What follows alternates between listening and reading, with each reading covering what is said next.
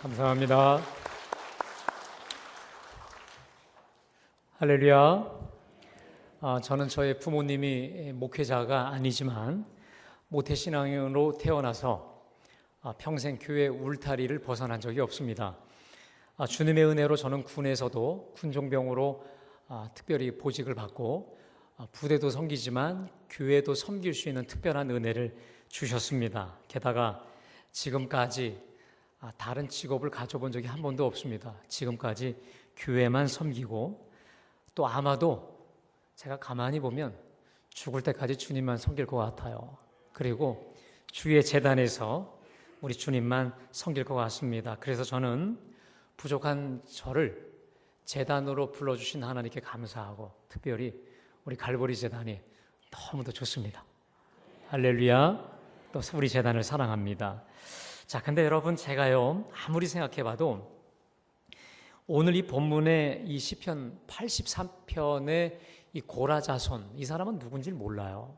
어떤 사람인지 모르는데 그냥 고라자손의 시라고만 돼 있는데 이 사람만큼 성전을 그리워하거나 이 사람만큼 성전을 애타게 사랑은 아직까지는 제가 못하고 있었던 것 같습니다. 제가 사실 이 본문을 가지고 여러 번 많은 설교를 했었습니다. 그런데 이번에 다시 제가 말씀을 준비하면서 본문을 꼼꼼히 한 절 한 절 보면서 어쩌면 이렇게 그토록 이와 같이 하나님의 성전을 사랑할 수 있을까? 저에게 굉장한 도전과 자극이었습니다. 특별히 저뿐 아니고 우리 수많은 믿음의 우리 선배들도 이 본문, 특별히 시편 84편 속에서 많은 영감을 받아서 주님의 제단을 사랑하기로 하고 헌신하기로 하고 본인의 몸과 마음과 일생을 드렸던 분들이 참 많습니다. 그 중에 대표적인 한 분이 있는데 제가 개인적으로 저하고 교단은 전혀 달라요.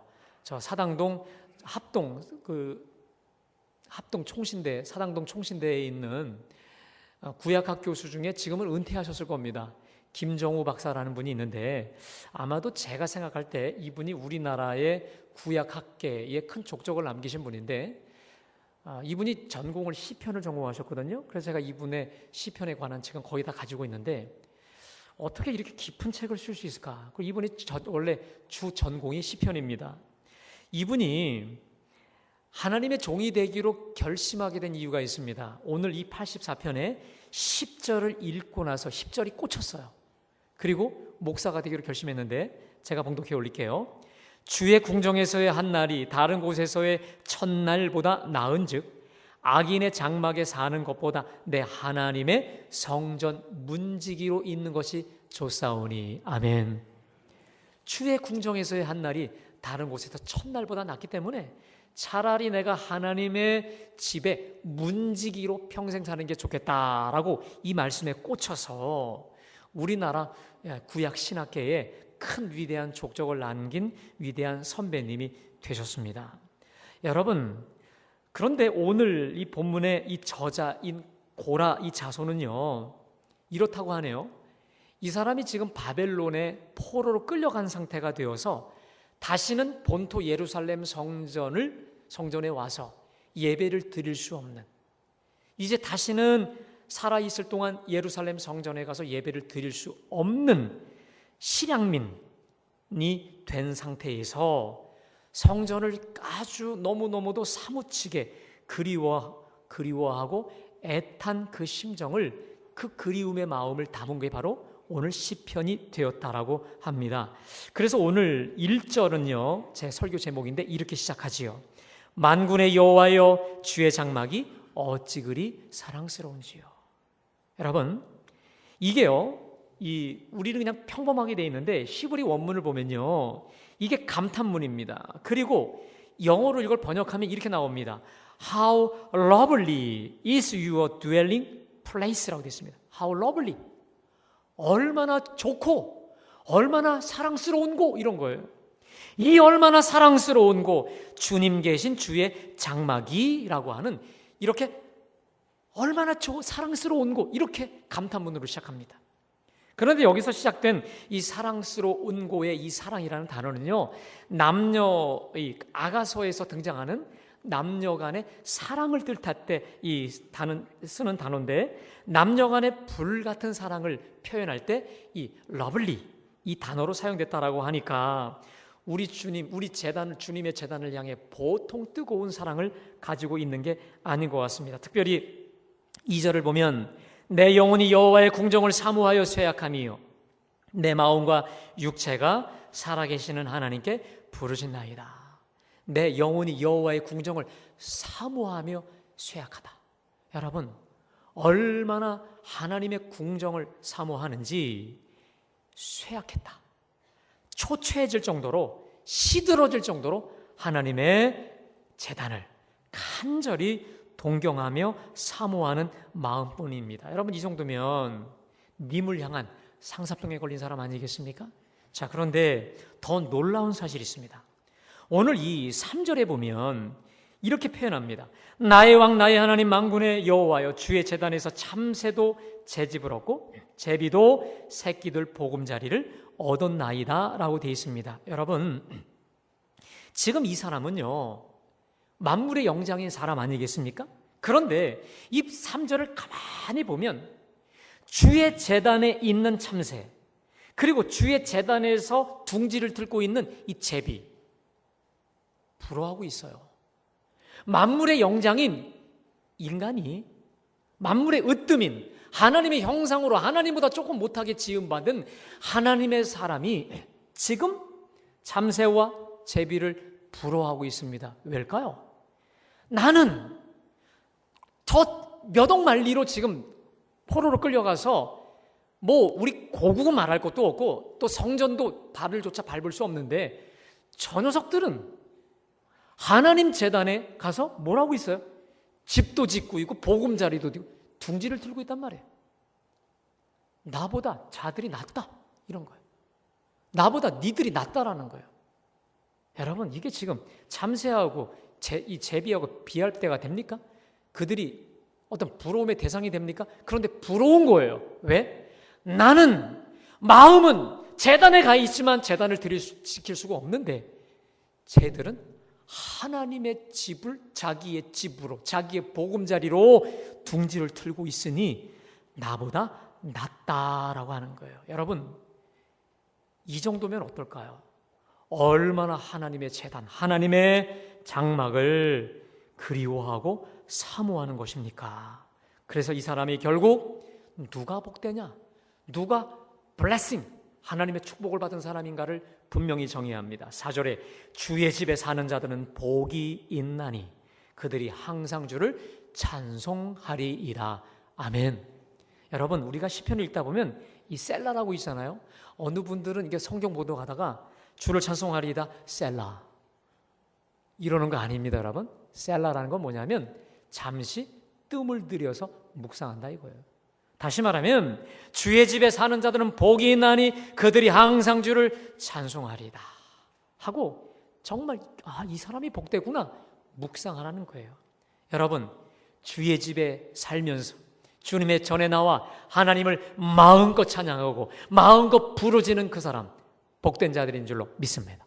특별히 오늘 예배드리며 하나님을 찬양하고 하나님께 예배하는 우리 모두가 다 주의 집에 사는 자들, 복된 자들인 줄로 믿습니다. 그런데 이 사람이 또 결정적으로 정말 복된 사람을 얘기합니다. 우리 5절 다 같이 함께 한 목소리를 봉독합니다. 시작. 그 마음에 시온에 대로가 있는 자는 복이 있나이다. 아멘. 주의 집에 와서 주님의 은혜를 받아 주께 힘을 얻는 사람, 주님으로부터 힘을 얻는 사람이 복된 사람이라는 거예요. 그런데 우리가 눈여겨볼 구절이 있습니다. 그 다음에 그 마음에 시온의 대로가 있는 자. 따라합시다. 그 마음에 시온의 대로가 있는 자가 복되도다. 여러분, 우리가 보통 그 마음에 시온의 대로가 있다. 우리가 보통 이래요. 저도 그렇게 하거든요. 우리 자녀들 또 아이들을 위해서 기도할 때 하나님께 기도합니다. 하나님, 이 아이에게 하나님의 시온의 대로가 활짝 열려지게 하여 주시옵소서. 우리 보통 시온의 대로가 쭉쭉 막힘 없이 장애물 없이 그냥 고속도로처럼 쭉쭉 펼쳐달라고 하나님께 우리가 기도를 하잖아요. 예, 굉장히 좋은 말씀인데 원래 여러분 이 말씀은요, 그것은 두 번째 의미고 첫 번째 의미는 그 의미는 원래 원뜻은 아니에요. 원래 의미는 뭐냐면 그 마음에 시온의 대로가 있다는 말은, 시온이라는 말은 예루살렘 성전을 말하는데 예루살렘 성전을 향한 길이 열려 있는 사람들, 예루살렘 성전으로 순례길에 오른 사람들, 더 쉽게 말하면 그 마음에 예루살렘 성전이 있는 사람, 우리로 적용할까요? 우리 마음속에 갈보리 제단이 늘 있는 사람이 복된 사람인 줄로 믿습니다. 갈보리 제단을 향해서 바쁘지만 어렵지만 피곤하지만 잠을 깨우고 내 육체를 단정하고 하나님께 나오는 그 순례 중에 있는 사람, 주님께 주일날 또 시간 될 때마다 주님 제단에 나오는 사람이 복되다. 조금 더 쉽게 얘기하면 가정이나 직장이나 뭘 하든지 그 마음 속에 하나님의 제단, 우리 갈보리 제단이 그 마음속 깊은 속에 늘 있는 사람이 복된 사람들이라 말씀해 주신 줄로 믿습니다. 자, 그러면 여러분 구체적으로 그 마음에 우리 갈보리 제단이 있는 사람들, 그리고 갈보리 제단을 향해 늘 주의를 어기지 않고 시간대마다 때마다 주의 은혜 받으려고 오는 사람들에게 주시는 복이 뭘까요? 왜 그들을 복되다 말씀하셨을까요? 여러분, 우리 다 같이 6절과 우리 7절 말씀 우리 함께 다 같이 봉독합니다. 시작. 그곳에 많은 샘이 있을 것이며 이른 비가 복을 채워 주나이다.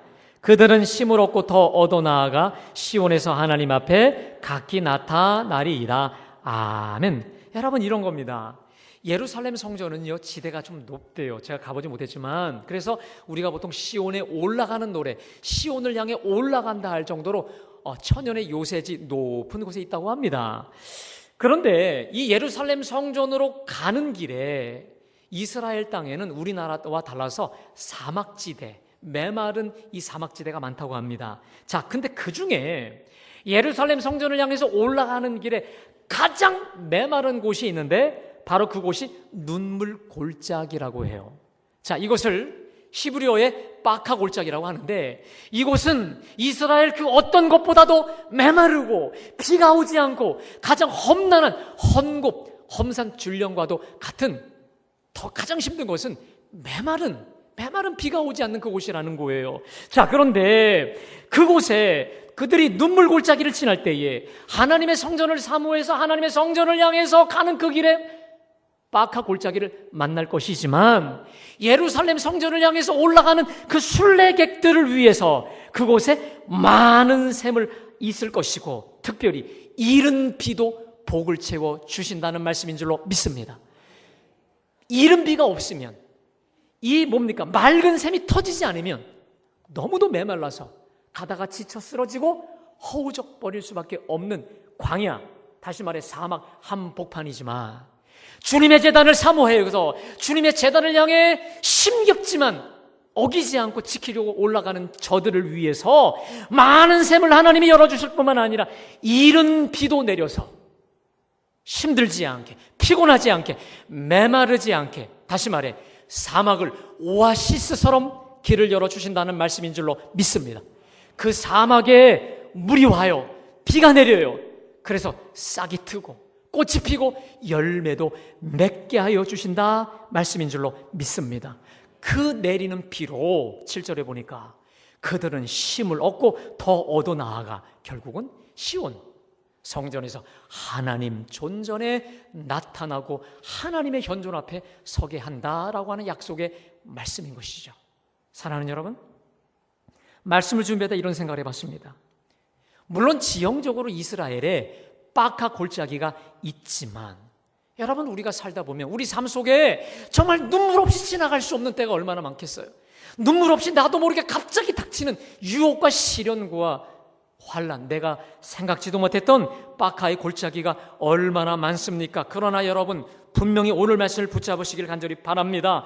주님의 제단이 너무 좋아요. 주님의 제단이 늘 그 마음과 중심에 있는 사람, 그래서 제단을 향해 기도하고 제단에 나아가서 힘을 얻고 그 마음에 하나님의 제단이 그 중심에 있는 사람에게는 내 일생 속에 만나는 그 어떤 눈물 골짜기, 빡하 골짜기에 메마르고 혹독한 사막과 같은 그 현실이 할지라도 우리 하나님은 그 사막을 오아시스, 생명의 텀스, 생명과 축복의 현장으로 능히 바꾸시고 변화시켜 주실 줄로 믿습니다. 여러분, 어느 목사님께서 남자 집사님 몇 명하고 어느 날 식사를 같이 하고 커피를 같이 마시게 됐어요. 자유롭게 이제 무슨 얘기를 나누게 됐냐면 목사님이 이런 질문을 했어요. 여러분, 제가 기도해 드릴 테니 여러분 근심거리가 있으면 한 가지씩 좀 얘기를 나눠봅시다 해갖고 한 사람 두 사람 다 근심거리 걱정 문제를 얘기하고 있는 중에 어느 한 집사님 차례가 되었는데 이분이 얼굴에 편안한 얼굴을 짓더니 이렇게 얘기하는 거예요. 저는 근심거리가 아예 없습니다. 분위기가 갑자기 썰렁해졌어요. 그러면서 모두의 시선이 그 집사님 한 분에게 집중이 된 거예요. 그래서 이 목사님이 생각할 때 이랬어요. 아니, 세상에 근심이 없는 사람이 있을 수 있나? 전 거짓말일 거야. 이렇게 생각을 했다는 거예요. 그러면서 의아한 얼굴로 그 집사님을 바라봤다는 거죠. 자, 그런데 그분이 이렇게 얘기하더라는 거예요. 여러분, 제가 솔직히 얘기해서 사업 문제, 자식 문제, 물질 문제 없는 사람이 어디 있겠습니까? 저 많이 있어요. 그런데 하나님만 바라보고 내가 묵묵히 살다 보니 어느새 해결이 돼 있더라고요. 자, 그러면서 이분이 이런 고백을 해요. 사실 제가 이 교회에 오기 전까지 저와 우리 아내와 우리 애들의 가장 1순위 근심거리가 뭔지 아십니까? 교회였습니다. 그 교회는 가기만 하면 항상 싸우고 은혜 받지 못하는 강대상에서도 싸움박질하는 그 모습을 보면서 항상 제 1순위 근심거리가 교회만 가면 열받고 교회만 가면 시험받고 교회만 가면 늘 그래서 교회만 생각하면 늘 이 답답하고 어쩔 줄을 몰랐다는 거예요. 잠 못 이루고 참 많이도 울었다는 거예요. 그런데 교회를 좀 옮기셨나 봐요. 이 교회 와서는 제가 시간마다 너무 큰 은혜를 받고 있어요. 예배면 예배, 양육 프로그램, 특별히 전도, 또 성도의 교제에서 너무너무 정말 좋아요. 그러면서 이분이 결정적인 이 한마디를 했습니다. 들어보세요. 교회가 좋으니까 다른 근심거리가 없습니다. 아멘. 교회가 좋으니까 다른 근심거리가 없습니다. 이게 이 목사님한테 꽂혔어요. 자, 이 목사님이 이 집사님의 간증을 듣고 나서 얼마나 큰 도전을 받았는지 몰라요. 그리고 목사로서 엄청난 책임감을 느꼈다는 거예요. 그러면서 이런 생각이 스쳐갔대요. 아, 교회가 이렇게 중요하구나.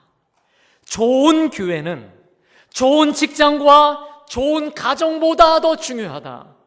직장과 가정이 아무리 힘들어도 교회에서 충만한 하나님의 은혜를 받으면 다시 일어설 수 있는 영적인 힘이 생기지만 가정과 직장이 아무리 좋아도 교회가 늘상 오기만 하면 시험만 주게 되면 결국 영혼이 탈진될 수밖에 없는구나 라고 하는 아주 귀한 깨달음을 얻게 되었다라고 제가 어느 목사님 책에서 고백하는 것을 보았습니다. 사랑하는 여러분, 이 집사님의 고백이 저와 여러분의 고백이 되시길 간절히 축원합니다. 이 집사님의 고백이 또한 저와 여러분의 고백인 줄로 믿습니다.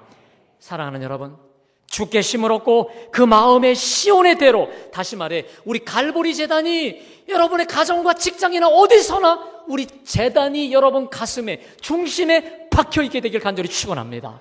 그리고 주님 제단을 사무치게 그리워함으로 주님 제단 사모하고 갈급하는 심령으로 나올 수 있게 되기를 간절히 축원합니다. 그리하면 여러분 오늘 말씀에 약속하고 있잖아요. 그들이 눈물 골짜기로 지날 때에 그곳에 많은 샘이 있을 것만 아니라 이른 비도 복을 채워 주실 줄로 믿습니다. 아울러 7절에 그들은 힘을 얻고 더 온다는 거예요. 힘을 얻고 더 얻는다는 거예요.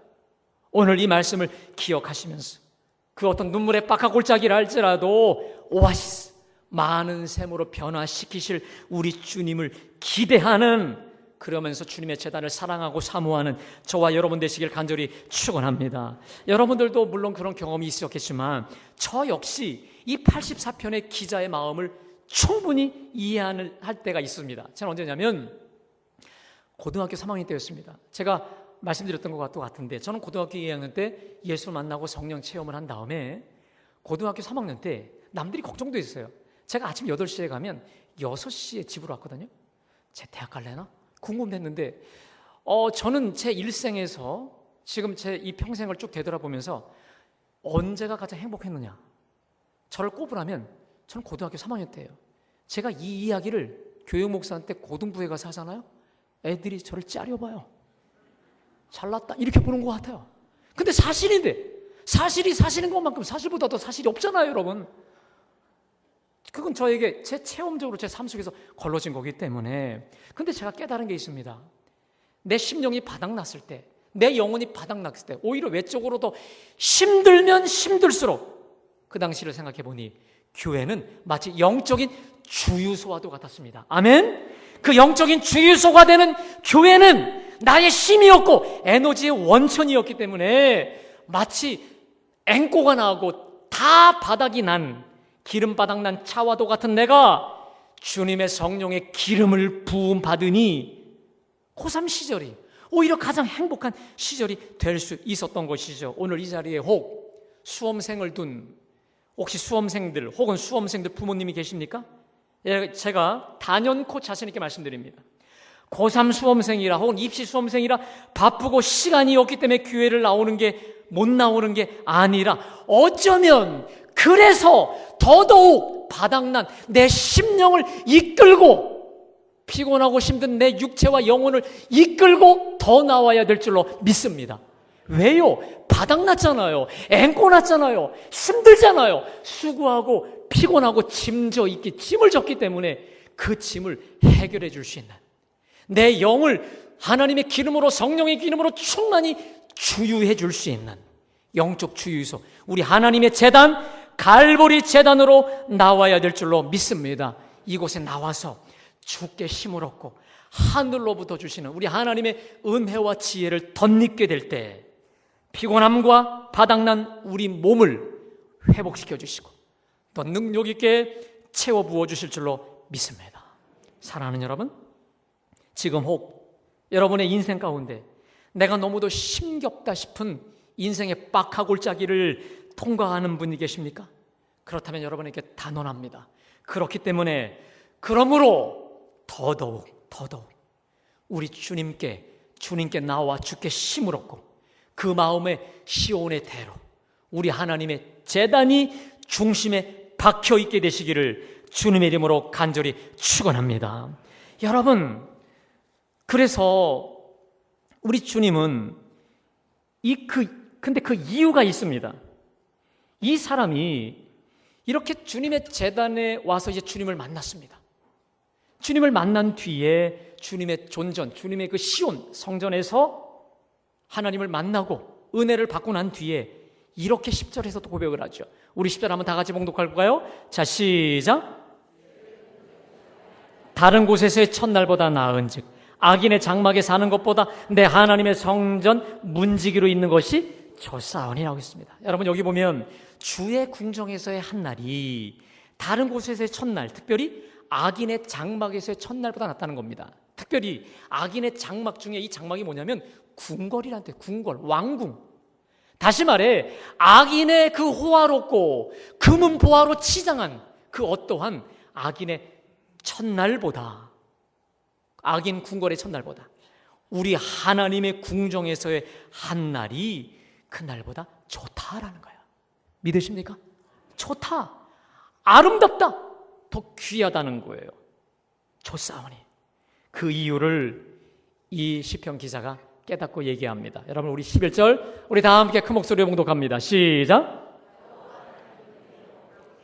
여호와께서 은혜와 영화를 주시며 정직하게 행하는 자에게 좋은 것을 아끼지 아니하심이니이다. 아멘. 여러분, 우리 개역 성경에는 나타나 있지 않지만 히브리 원문에는 11절 앞에 키라는 말이 생략되어 있습니다. 이게 뭐냐면 왜냐면이에요. 왜 주의 궁정에서의 한 날이 악인의 궁궐과 악인의 대궐에서 첫날보다 더 좋느냐? 왜냐하면 여호와 하나님은 해요. 믿으세요? 여호와 하나님은 해라는 거예요. 방패라는 거예요. 여호와께서 은혜와 영화를 주시며 정직하게 행하는 자에게 좋은 것을 아끼지 아니하시기 때문에. 여러분, 우리가 식물이 자랄 때, 화초가 자랄 때요, 모든 것이 다 구비되어 있어도 햇빛이 구비되지 않으면 어떤 식물도 자랄 수가 없지 않겠습니까? 마찬가지로 우리 하나님의 은혜는 햇빛과도 같고 햇살과도 같은 좋은 은혜라는 거예요. 특별히 하나님께서 이렇게 주님의 제단을, 주님의 장막을 사모하는 자에게 은혜와 영화를 주시고 좋은 것을 아끼지 아니하시기 때문에 주님 존전에 나아가면, 하나님 장막에 나아가면 그것이 주의 궁정에서의 한 날이 그 어떤 것보다 가장 좋고 위대하고 좋다라고 고백한 줄로 믿습니다. 사랑하는 여러분, 날마다 주의 제단이 여러분 마음 깊은 곳 속에 박혀있기를 간절히 축원합니다. 주의 제단을 정말로 사모하고 그리워하며 애타게 사랑하는 우리 모두가 되어서 햇살 같은 은혜, 변함없는 은혜와 영화, 좋은 것을 주고 싶어하는 우리 하나님의 은혜와 축복, 날마다 아낌없이 쏟아 부음받는 저와 여러분의 삶이 되시길 간절히 축원합니다. 여러분, 어디 그뿐입니까? 고라자서는 오늘 시편 84편에서 고백했지만 다윗은, 하나님의 사람 다윗은 오늘 시편 122편 6절에서 이렇게 우리에게 강청하고 있지 않습니까? 예루살렘을 위하여 평안을 구하라. 예루살렘을 사랑하는 자는 형통하리로다. 여러분 한번 따라하겠습니다. 예루살렘을 위하여 평안을 구하라. 예루살렘을 사랑하는 자는 형통하리로다. 믿으세요? 예루살렘을 사랑하는 자는 형통케 될 줄로 믿습니다. 그 성중이, 그 자녀들이 내 본인뿐 아니라 우리 자녀, 자자손손 형통함의 은혜와 축복을 우리 모두에게 쏟아부어 주실 줄로 믿습니다. 여러분, 주님의 제단, 주님의 몸된 제단이라 했잖아요. 우리 하나님의 몸된 제단을 사랑하는 사람에게 우리 주님이 본인뿐만 아니라 당대는 말할 것도 없고 2대, 3대 갈수록 형통함의 은혜를 쏟아부어 주실 줄로 믿습니다. 여러분, 또 한 가지 말씀드리겠습니다. 어느 목사님의 이야기입니다. 어느 목사님이요, 40살이 되기 전 30대에 어느 감독님의 교회에 부흥회를 인도하러 간 적이 있었습니다. 30대 새파란 목사가 감독님 교회에 부흥회를 간다니까 이게 너무 격이 안 맞는다고 생각했어요. 하지만 그 감독님의 말씀이니까 순종하는 마음으로 그 교회를 갔어요. 자, 그런데 그 첫날 호텔을 잡아줬는데, 여러분, 저는 안 가봐서 모르는데 잠을 자기가 아까운 호텔이 있대요. 여러분 아시는지 모르겠지만 저는 잘 모르겠어요. 잠을 자는 게 너무 아까워서 차마 잠을 잘 수 없는 최고의 호텔을 숙소로 잡아줬다는 거예요. 그 호텔은 마치 숲속에 있는 별장 같고 너무너무도 유럽식으로 꾸며져 있어서 도대체 눈을 감고 자는 게 아깝다라는 생각이 들었다는 거예요. 그래서 잠을 안 자고 그냥 누워서 눈을 뜨고 꾸벅꾸벅 있었었는데 이런 생각이 들었대요. 내가 도대체 뭐길래 이 어린 나이에 호강을 누리나? 내가 도대체 뭐길래 이런 호강을 누리나? 하고 이렇게 눈을 꾸벅꾸벅 뜨고 있었는데 갑자기 머릿속에 불꽃처럼 떠오른 분이 있었습니다. 우리 할아버지였어요. 친할아버지. 자, 그런데 이 목사님은 친할아버지를 본 적 한 번도 없어요. 단지 아버지를 통해서 들은 바가 있었었는데 아버지 말씀에 의하면 이 할아버지는 6.25 동란 때 평양 사동교회를 섬겼다 합니다.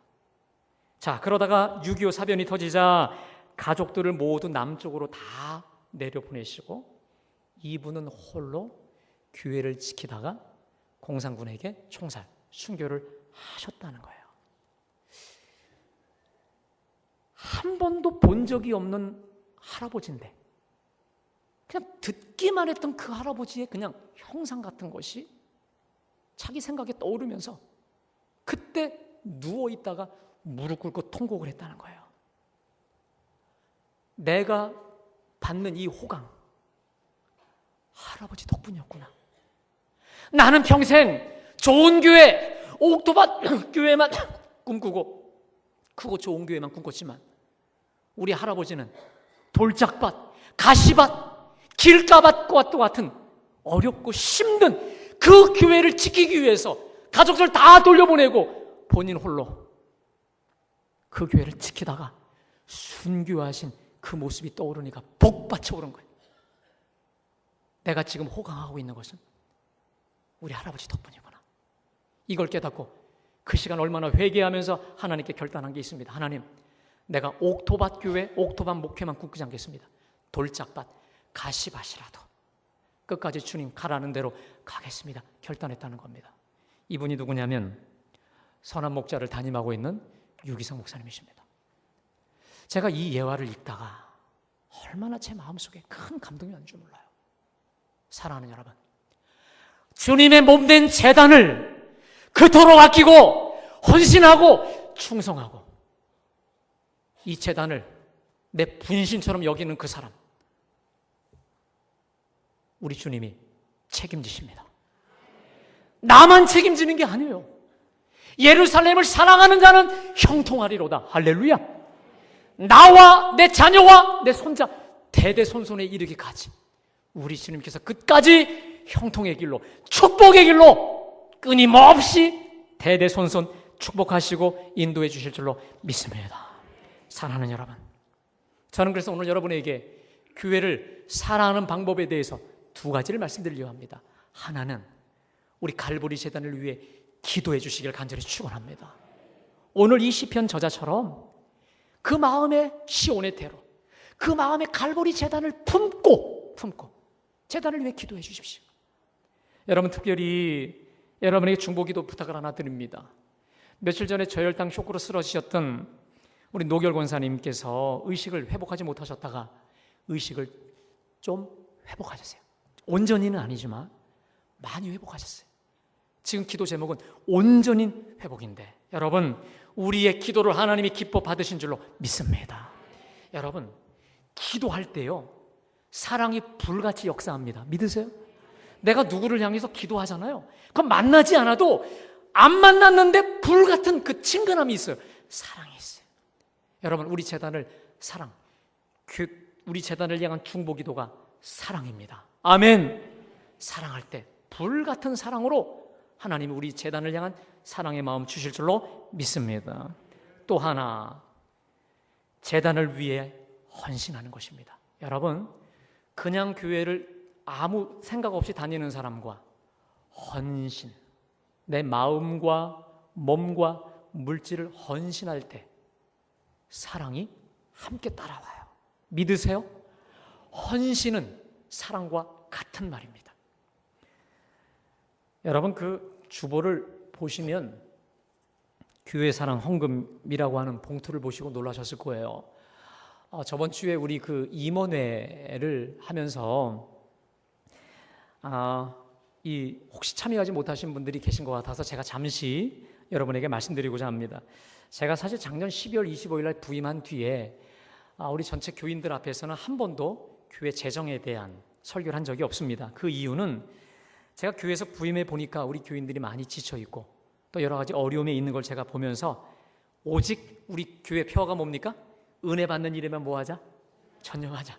어떻게 해서 은혜 받는 일에만 전념하자라고 제가 캐치플레이를 만들고 이것에 우리가 달려왔는데, 저번 주 우리 임원회 때 기타 안건 토의 때 우리 교회 재정적 어려움이 좀 많이 있으니 교회를 사랑하는 마음으로 교회 사랑 헌금을 하자라고 우리가 좀 결의가 됐어요. 여러분, 우리 갈보리 교회 사랑 헌금만의 특징을 제가 몇 가지 말씀드리겠습니다. 이것은 목회자 한 사람의 결정으로 된 것이 아니라 철저히 교회를 사랑하는 평신도들의 자발적 발의로 된 헌금인 줄로 믿습니다. 또 하나, 이 갈보리 우리 교회 사랑 헌금의 특징이 있습니다. 이것은 특정한 몇 명이 하는 게 아니에요. 모두가 다 하는 거예요. 모든 교우들이 다 하는 거예요. 방법이 있습니다. 여러분, 매달 작정하신 금액을 드리면 되는데 10,000원부터 시작해서 30,000원 혹은 100,000원, 50,000원, 여러분들이 그것은 기도하시면서 결정해 주십시오. 그러나 꼭 여러분에게 부탁드리는 거 싶은 게 있습니다. 기쁨으로 동참하십시오. 아멘. 자원하는 마음으로, 그리고 모든 분들이 참여하십시오. 여러분, 저는요 몇 가지 확신이 있습니다. 첫째, 하나님은 우리가 드리는 이 교회 사랑 헌금을 반드시 한 알에 썩는 밀알이 되게 하셔서 놀라운 결실을 맺게 하실 줄로 믿습니다. 또 하나, 하나님께서는 우리의 헌신을 기뻐 받으셔서 우리에게 주님의 제단을 향한 그 사랑을 불처럼 일게 하여 주실 것을 믿습니다. 또 아울러 오늘 말씀처럼 예루살렘을 사랑하는 자는 형통하리로다. 믿으세요? 예루살렘을 사랑하는 자를 하나님께서 형통의 길로, 축복의 길로 인도하실 줄로 믿습니다. 여러분, 기쁨으로 매달 우리가 작정해서 하나님께 드려지는 우리 이제 교회사랑 헌금이 될 텐데, 여러분 기쁨으로 동참하시기를 간절히 부탁하면서요, 바라기는 오늘 시편 84편 고라자손의 고백과 오늘 122편 다윗의 성전 사랑이 우리 모두의 사랑이 되시기를 간절히 축복합니다. 이들의 성전 사랑을 향한 뜨거운 간증과 고백이 오늘 예배하는 저와 여러분 모두의 고백과 간증과 찬송이 되기를 주님의 이름으로 간절히 축원합니다.